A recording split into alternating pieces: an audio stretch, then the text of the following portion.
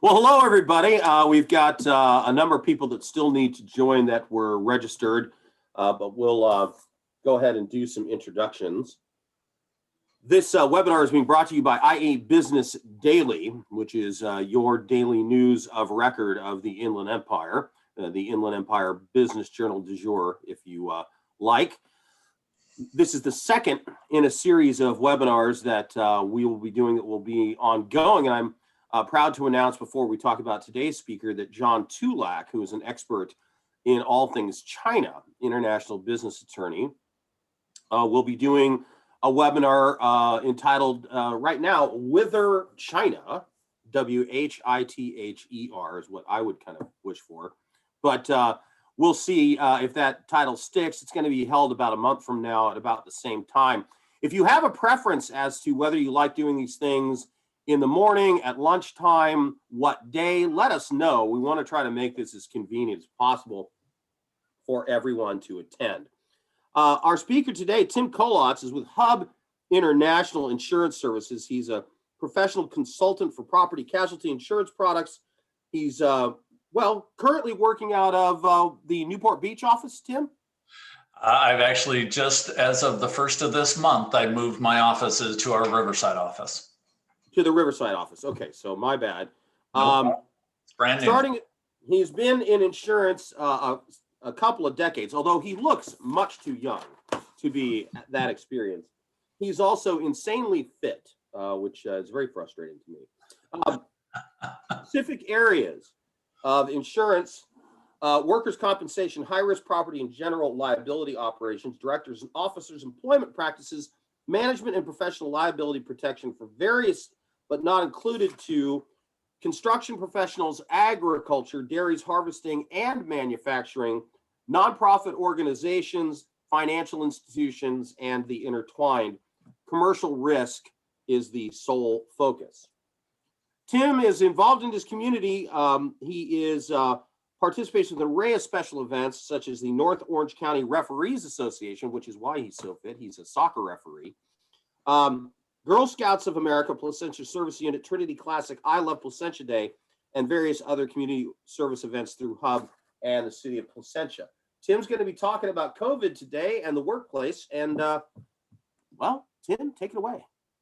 Awesome. Thank you very much, Lou. And I appreciate everybody taking time out of their day to be part of this. I'm going to be talking specifically about the COVID vaccines and how you as the employer can help educate, motivate, and mandate your employees to get the vaccines. We've got a quick little agenda here, but I'm Tim Kolotz. I am out of the Riverside office now. So the agenda is how are you going to get there is the first item. Then we're going to talk about mandating the vaccines and can you actually mandate it? Then we're going to talk about motivation, education, and give you guys a little bit of homework just to kind of keep you up to speed on the vaccines. So how are you going to get there? What are you going to do with your employees to get your business to where you really want to truly be with the vaccine? So you're going to have to talk to your employees. We have done a survey here at Hub talking about who actually wants to come back to the office. A lot of my clients, it's 100% in the field. They're construction guys. They may only have one or two people in that office. So, talk to your employees and survey them about the vaccine. Determine how many are, the minute that they can get it, they're going to go get it. Or more so, hey, I might have an older workforce and I've already got people getting it. So those are the types of things that you can ask these questions about. Who's a no way Jose type of guy, or woman for that matter? How do you get them to understand, what this thing is? How many are baffled by the entire vaccine itself? And we're going to talk a little bit about that today and what you can do to help your workforce understand it all. Mandating. So you can actually mandate the vaccine. to your employees, which, seems kind of contrary, especially, in places like California where, mandating anything is kind of a foreign concept and feels like you're going to get sued, right? But, as we talk about these things, I actually have an ebook that we're going to send out to everybody as well that Lou can distribute. But when you're mandating the vaccines, you actually need to have a protocol, and your current broker should have gone over with you current COVID protocols. I know that I've sent it out to all of my clients over the past year, and actually to several dozen prospective clients, talking about how to modify your employee handbook. We've gone over it with multiple clients, talking to them about how they're actually inserting COVID protocols into their health and wellness program and into their employee handbook. And when you mandate it, you're going to have to use really strong words with your employees. And it's okay to use these strong words, use things like must, it's required, it's necessary for the workforce to be vaccinated. These types of words are going to really ring true with your employees, and it's going to drive home that point. In this mandation of things, you do have to realize that some people aren't allowed to get the vaccine, whether they're protected class. They might be pregnant, or they might be of a certain religion where it doesn't allow them to get the vaccines. It's okay that they don't get it.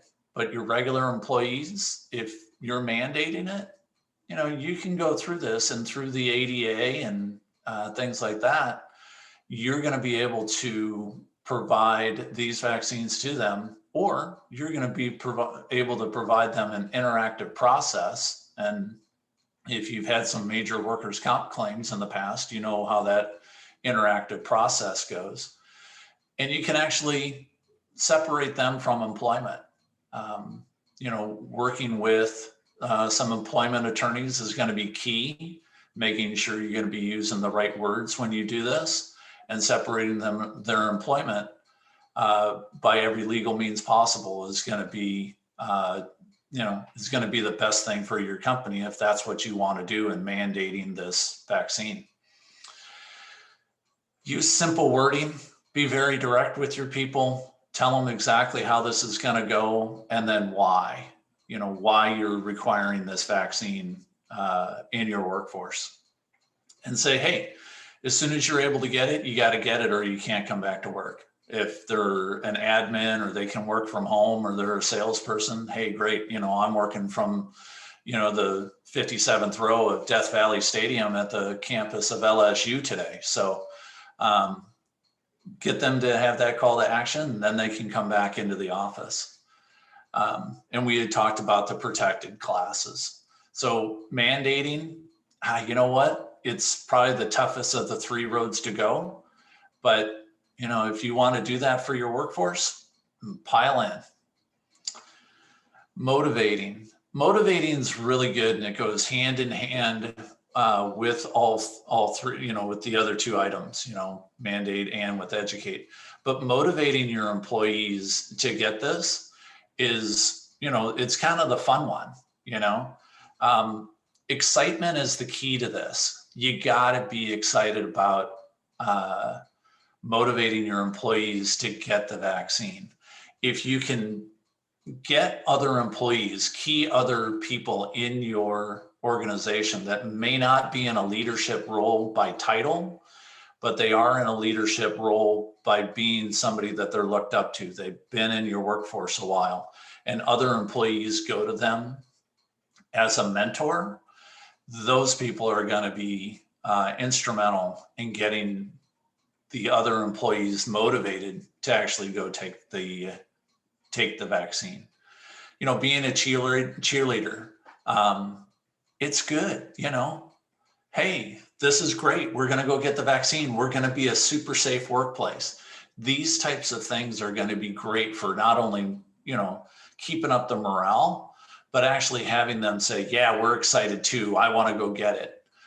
Just recently, the government has allowed larger employers to actually start doing vaccinations on site. That's going to start to roll out. And, probably within a year, after we get all vaccinated now, it will be common to have a COVID vaccine on site, just like a flu shot is done on site. Little peer pressure is good. We don't want to bully anybody because that gets us back to EPLI coverages and stuff like that. None of us want that. But if you can get your key leaderships on the floor to be motivated to take this, that's going to allow other people in your workforce to come in and say, you know what, I will get it. Charlie got it. He's a leader. He thinks it's pretty good. Let's go ahead and I'm going to get it too. There's been several conversations lately about what employers can do as far as perks. As recently as last night, there's been a university here in California that has said, hey, if you guys don't go on spring break, we're going to pay you $75 to stay on campus. A little bit different, but the same theory, right? I want you to do something, so I'm going to give you a benefit. With the COVID vaccines, you're not able to give specific people money or a specific perk. You can't say, all right, everybody gets the vaccine. Not only am I going to pay for it, but I'm going to give you $50 or I'm going to give you Friday off.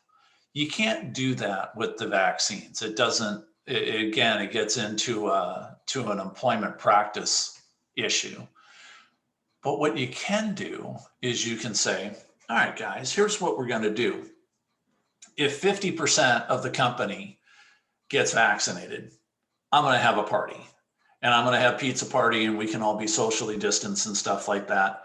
Or everybody gets a Starbucks gift card or everybody gets a free pizza from, pick your poison. And you can give them all, say, $10. Okay. But what you can't do is you can't say, all right, Tim went and got the vaccine, I'm going to give him $50. That doesn't work. Because what happens is now you're excluding those people that may be not getting the vaccine because they are pregnant, something like that. So you got to make sure that everybody is included in this. And if you do it that way, now it says, oh, hey, we all get this big giant, we get this party. Okay, at 50%, we're going to do one thing. At 75%, we're going to do another. And if you can motivate people like that, it's going to get your participation up and allow you to get back into business much more quickly at full capacity. Education. We're going to spend a little bit of time here because educating your workforce on how to understand what this vaccine really does and how it works is going to be another big deal for you. Making sure that actually you as the employer know how these things work, because the Pfizer Moderna is a brand new type of vaccine. We've not created one of these things previously. It's a messenger RNA vaccine. It's brand new. It's not going to turn you into a zombie and have have hands growing out of your head and stuff like that.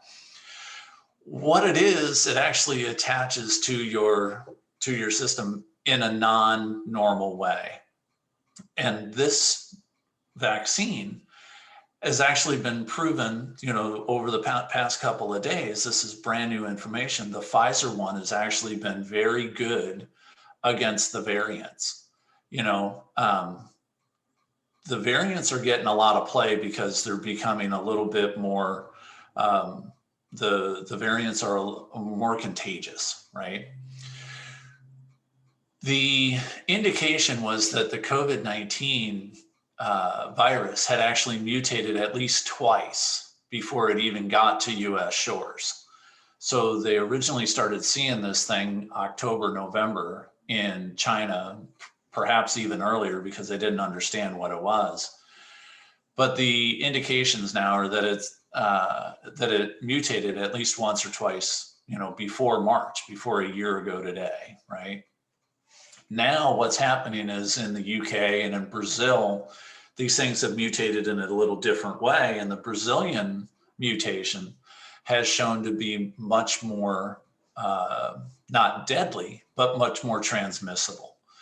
The Pfizer one has actually been shown to be very effective against that transmission. So, and to killing it and knocking it out. You know, viral vector, that's the new Johnson & Johnson one. This is just like a normal flu shot. They actually will inject you with dead COVID-19 antibodies or the COVID-19 virus, not the antibodies. The antibodies are what you get after you've taken it. So sorry, I misspoke. But they will inject you with dead virus cells. They put that in, then your body goes and attacks those things, figures out what it is, and then those things will actually make the spike protein that allows the COVID-19 virus to not attach to your cells. That's the other interesting thing about this COVID-19 is that it's this ball with a whole bunch of little spikes popping out of it, you know, whereas, you know, most viruses aren't like that. So the vaccine actually creates these spike protein covers, and they'll actually go and attach onto each of these little spike proteins. So as they circle through your body, they actually bounce off of stuff. They'll bounce off your lung tissues. They'll bounce off of things and then get flushed out of your system.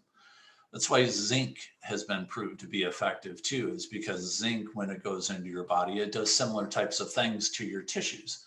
It creates a barrier for things to knock off. That's why zinc is so good for common colds and things like that. It's just how that stuff works. So be educated, understand how these things work. And what that allows you to do is then have a meeting and have a conversation with people. And because a lot of your workers, because I know a lot of my clients' workers, they're baffled. They have no idea about how the vaccine works, much less how the virus works. And so they just don't know. And they get on, they listen to CNN, they listen to Fox News, and it's out of both sides of the world. You know, it's not out of a consistent, here we're going to be in the middle type of thing. And those cause problems. You know, you're getting misinformation since the minute this thing came out. You know, you had Trump say one thing, you had Pelosi say basically the same thing, and then they were vilified, you know, within weeks after they started saying, because they didn't know. You know, Dr. Fauci is the same thing. He's not a specific guy in this field of study. So it's a challenge for him to really be on the front end of this. He's got people behind him that are actually indicating to him to what to say. And so the more information you get about this, the better it is. And go to reliable sources. Don't listen to CNN. Don't listen to Fox News. Listen to the CDC, listen to the NIH. Those are the companies that are actually going to give you the real understanding about how this thing works, what we should be doing, and how to push forward with getting this thing under control. There are a couple of websites out there that are good, but again, tend to stay to the CDC and the NIH. Go to doctors that understand it, that have had experience with this. I know that my primary physician has seen a bunch of it, so he knows what he's talking about when it goes through. He's seen both sides of it. People get it and they don't feel any effects and they just go about their merry way. He's also seen people that have caught it and have had very detrimental problems with it. So if you can understand more about this and get more educated, you're now able to get your employees to be much more educated too. A little bit of homework for you.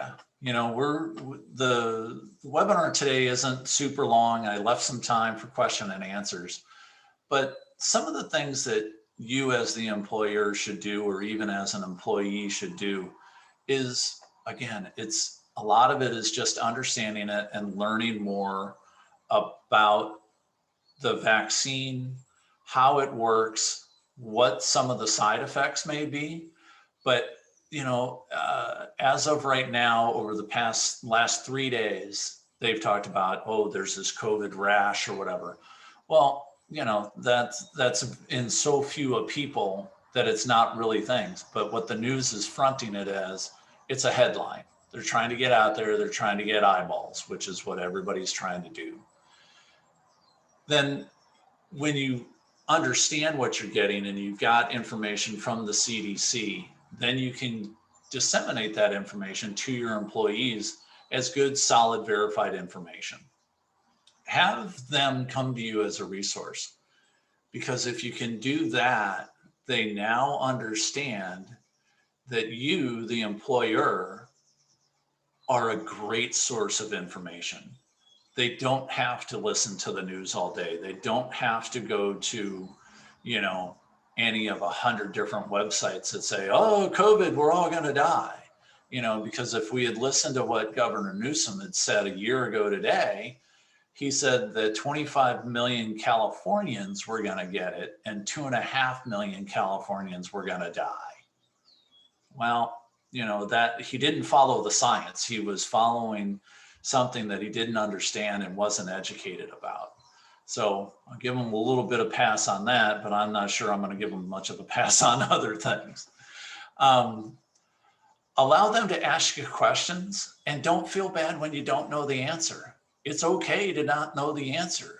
Go to other resources that you have. Go to your health insurance broker. Go to somebody like me that has information that we've consolidated and put into nice little packages. I had mentioned it before, but we're going to send out an ebook to everybody. And the ebook is about 10, 12 pages, but it's got great information in it, and it's updated all the time. This one has only got, the information in this is less than 2 weeks old. So it's got great up-to-date information that you can easily share with all of your employees. Not a problem. And then whichever one you pick one, but don't stand on the sidelines. And when you pick one, cheerlead for it. Go for it. Say, this is what we're going to do. Because when you mandate it, you're going to be driving something that maybe not everybody wants to do, right? You're going to have to put up with some people giving you a bunch of pushback, whether they're, they've never gotten a vaccine or they've gotten every vaccine under the sun. This one's different. This one is not, we haven't had, for the most part, being 50, I haven't seen a measles outbreak. I didn't have to deal with polio, and these were novel viruses that we never saw before at that point. Measles is basically gone. Polio is basically gone. So it's new. People aren't used to having to need to do something like this. Motivating them, just, hey, I want you to get this vaccine because it's going to be better for the company as a whole. And you're going to do that either way, is you're going to educate them the whole way. And then they can make their own decisions, but you got to pick a side, pick one of those three things, and you're going to get a lot of good people talking to you. That's going to be great. And you're going to build morale inside of your company. So, it's short and sweet today, guys. I didn't want to go too long. I wanted to thank everybody for your time. I've got plenty of time for some questions. I know that Lou is going to hop back on here, but happy to have you guys here today. I wanted to give you some good information. Again, this information that we're going to disseminate out to you has got a lot of great information, and we can figure it out. And you guys are going to be better employers for it.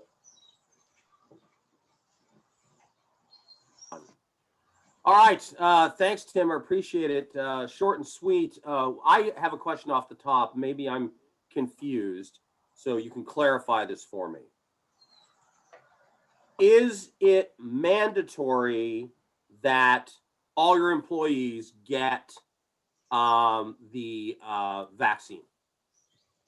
No, it's not mandatory, right, unless you as the employer say, hey, I want I'm going to mandate this inside of my company.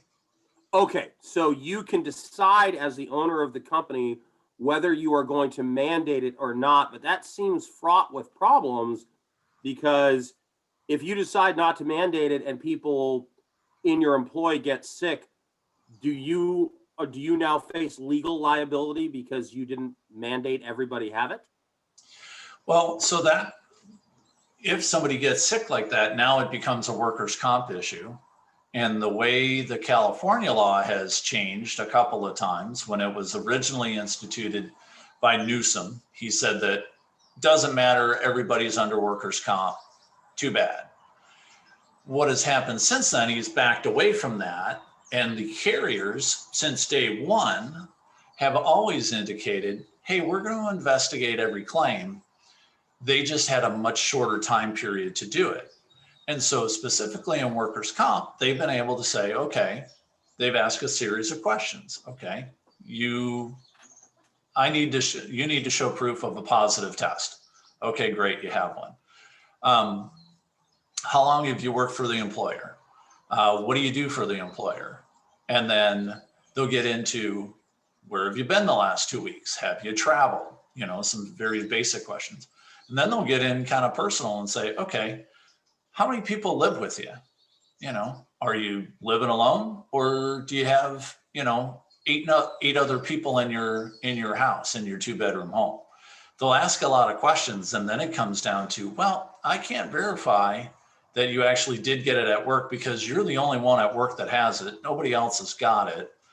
And they can deny the claim on a workers' comp basis by saying that, by figuring out that, hey, we don't think you got it at work because you're hanging out with 5 buddies on Friday night, going to the underground bar, and all 5 of them have it, and nobody else in your house has it, and nobody in your workplace has it. Wow. This seems like a really fraught, complicated issue that's going to take an enormous amount of resources to sort out. Do you think there should be some responsibility on state government, federal government to step in and provide some protection for employees from this sort of thing? Because it seems like it would be a very easy thing I have COVID, I'm suing my workplace. Right. So a lot of this goes back to, making the employer get all the PPE, right? Making them wear masks and things like that. One of the insurance carriers, State Fund of California, which, insurance company of last resort, for the most part, for the past 20 years, what they've actually done is they started giving money. If you are a policyholder, they actually gave you a check for several $1,000s to go get your people to have PPE, and they would pay for it. So they'd say, okay, well, send us a bill or send us a reason why you think you should get money. And they were giving up to 10 grand for certain employers, depending on size. So it's getting to the point where, the government, state and federal wanted you to have it, but California, I'll just speak to that because I live here. California has a problem with spending money just in general, but they wanted to force that down to the employer and make the employer pay for all of that to keep the workforce healthy. Wow. That's just incredible to me that we have this pandemic. The government is demanding we shut down this, shut down that, only this many people for this, only this many. But when it comes to insurance for private businesses that could face all kinds of really bad liability issues, they've basically thrown their hands up in the air and said, not our problem. Mm-hmm. Yeah. And one of the interesting things is that's why, like, these employment benefits, they wanted bigger employment benefits in California, and California pushed back and said, yeah, we want bigger unemployment benefits, but we don't want to pay for it. We want to have 20% more than anybody else in the country, but we want the feds to pay for it. Wow. So, and then, you look at the new stimulus package, and I think that's one of the things with the first stimulus package. Hey, it was great. It was $600 billion, whatever the number was, but it was very focused. It stayed very, very into things. The problem with it is it gave you gigantic unemployment benefits to the tune of $600 a week. Well, you're making $10 an hour, $600 a week. Wow, I got doubled in pay, and I don't have to go to work. I think those are some of the things that are gonna unfortunately hurt employers from getting back up to full steam, because the job market was hard. Now it's really hard. I mean, I'm having clients come to me and say, Tim, I'm desperate. I need 5 people. And I have, $50,000 a year jobs for these people, skilled labor, high-end admin, stuff like that. And unfortunately, employers can't figure out a way to hire these people because nobody wants to work. All right. Well, it is just past 12:30. Tim kept it nice and tight for us. I don't see any other questions. I will mention this is going to be an ongoing series. The next one is going to be by John Tulak, international law attorney, who is going to be doing a presentation on China. This is going to be available on the YouTube channel for IEBusinessdaily.com, so that if you found this information informative, which I know I did, you can tell people, email friends, direct them to the YouTube channel, and they'll be able to find this and play it for themselves. Or if there's information you want to go back and pick up, you can also pick up the link at YouTube and share it with anybody else that you would like. Where can they get in touch with you, Tim? You can get in touch with me here in my office. You can, if I put this back up, I can share my screen again. This will give you my name and my email and my phone number. I believe there were a couple of questions in the chat box. Am I missing something? Oh, wait, hang on. Let me click on this. Yeah. Q&A. Yeah, there are. Here we go. Employee states he was exposed on Tuesday, cannot test until 5 days. If we as a company decided to still pay COVID sick pay, does he get paid for those first days when he does not know? We normally pay for the testing day and until they get their results, and more if they pay positive.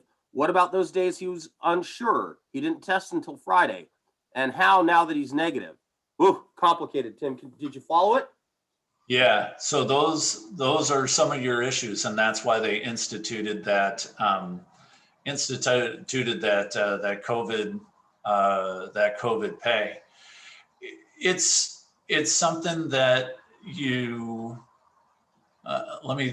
the best way to state it is you should pay them, and this is me personally talking.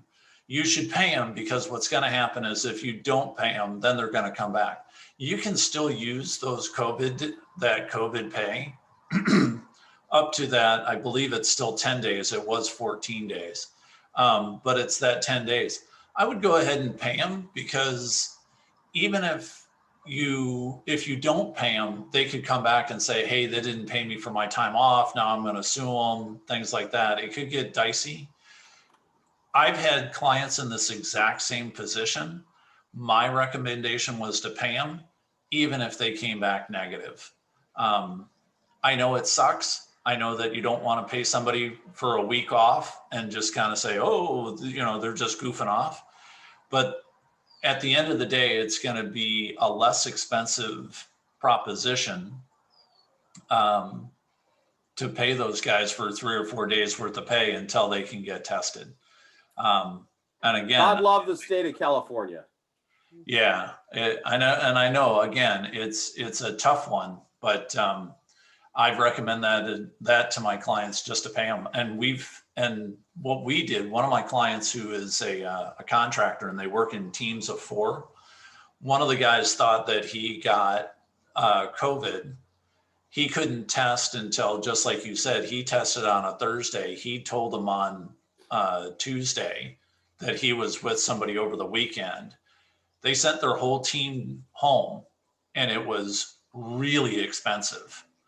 But at the end of the day, he looked to me and said, what should I do to keep my employees safe? And at the end of it, the guy was positive. The other guys tested, they all were negative, but they came back the following week after being paid for 4 days and said, thank you, Mr. Employer, for keeping us safe. And it built their morale. They've gotten through it. You know, some of their guys are older, so they're starting to get the vaccines. But the morale increase because he sent them all home and paid them those 4 days off with pay was actually a benefit to the client in the long term, even though it was expensive to do it. Well, you know, when even big, powerful organizations like the NBA can't seem to manage the COVID problem, it does beg the question how the government, the federal government, state governments expect small employers, mid-sized employers, even large employers to figure this out on their own without any sort of legislation that clarifies anything. Is a little bit mind-boggling. Yeah. Well, we were glad to answer that question for you. The RGC Glass is where that question came from. So you're welcome. They said, thank you, Tim, as you can see. Are there any other questions? Put them in now, or you're going to have to follow up with Tim on your own, which I'm sure he won't mind, because one of the things, full disclosure, Tim is my business insurance agent. And why would I have anyone else? And one of the things that Tim will do, which I thought was really fascinating when I first got to know him, is he'll come give your company a free insurance checkup, right, Tim? Yep. We'll do a full diagnostic on your insurance program, make sure it's right. And what I've done, I've tracked this over the past few years, is I actually tell about 8 or 10 people a year not to do business with me, just because their insurance program is dialed in. It is well put together, and their broker is doing a good job for them. And so I'll do that for free. I take a look at your policies. I talk to you about how things are going, about what your business looked like 2 years ago, where you hope that it's going to look like 2 or 3 years from now. Because when we put together your program, we build it so that it's a 3-year process. It's not, hey, it's a one and done, I'm never going to talk to you again. We look at it as an actual insurance program that's going to actually make you money over the long term. So we do that for free. I give you a nice big dissertation. I tell you exactly what you should be doing to that policy. And it's part of my process. It's part of my, pro bono work, if you want to call it that. But what it does, I need you as a business owner to be in business for the next 10 years, right? Because you may not need me this year, but you may want me in a year or two. And I've had that on multiple occasions. So I tell you exactly what my opinion is. And hey, you like it? You want to steal it and just take it to your other broker? Not a problem. It's good by me. All right. Well, that's going to conclude things here today. Thank you very much, everybody. Again, you know where to get a hold of Tim. You can follow what other events like this that are coming up on IEBusinessDaily.com. We appreciate your attendance today, and we'll see you next time. Thanks, Lou. See you. See you.